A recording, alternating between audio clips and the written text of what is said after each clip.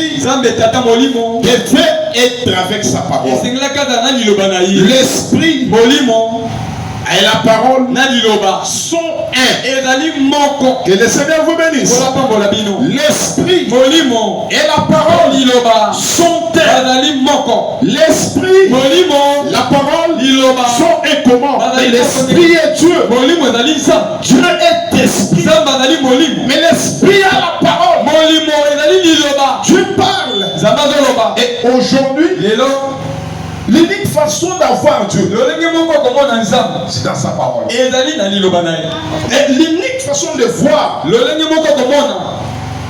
Dieu, c'est quand nous recevons sa parole.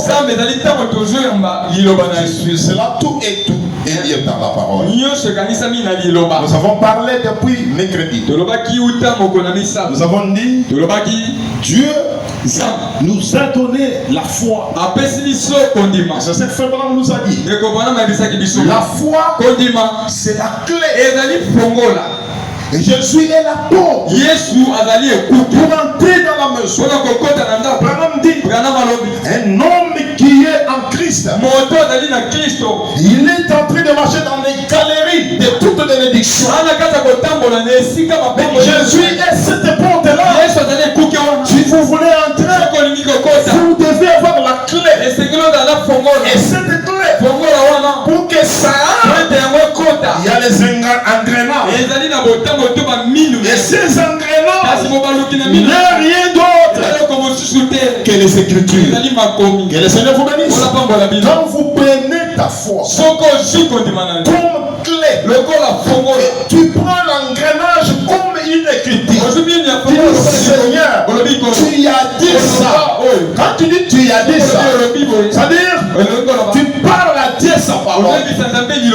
Tu as dit ça. Mais ce que Dieu a dit, ça devient une promesse pour toi. Et là, votre foi, c'est une clé qui prend l'engrenage. Tu as dit ça. Amen. Amen. Et maintenant Pierre nous dit par sa divine puissance qu'il nous a appelés dans sa gloire. Faites tout ceci au moyen de la foi pour que nous devenons des participants de la nature divine. Nous sommes ce soir le participant de la nature divine. Relancez, Père. Comment nous pouvons être des participants de la nature divine? Votre vie, ma vie, contient quelque chose. Laissez-moi vous dire. Comprenez-moi ça. Sans ceci, toi et moi, nous n'aurons jamais l'accès au royaume éternel.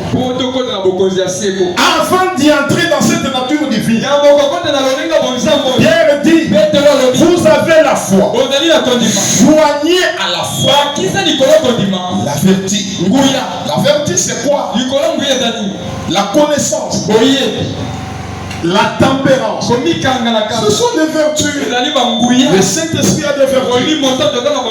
Toutes ces vertus forment un caractère. Amen. Et ces caractères t'amènent au changement de vie. Et le comportement que tu peux en avoir, quand on voit le corps, c'est un être humain. Voilà. Mais la nature là n'est pas un être humain. Donc c'est ça un petit exemple là facile là. Ma nature, votre nature n'est pas humain. Mais le corps est humain.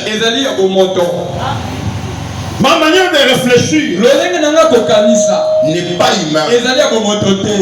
Parce que ce qui est humain, ça a été créé.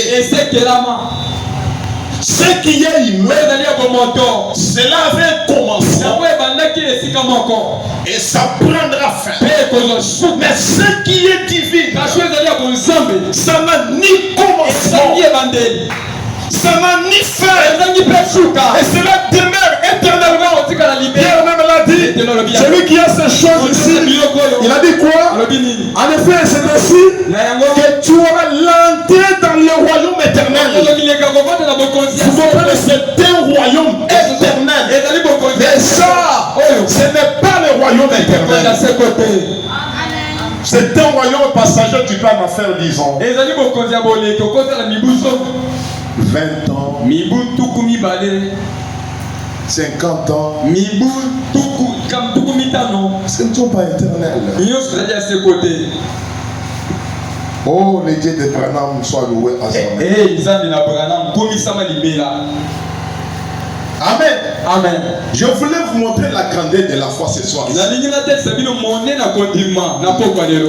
La grandeur, frère Branham, vous avez dit. Il y a les gens qui prétendent être des sœurs de frères du message. Ils ont j'ai la foi. Je parle en langue. J'ai tourné à prophétie. Moi, Dieu me parle, c'est authentique. Mais ainsi comment? Tu voulais produire les pommes. Pendant que Dieu se comment? Ça ne peut pas aller. Ça ne va pas de merle. Qui veut voir le plume des parents. Non, ne le cite pas.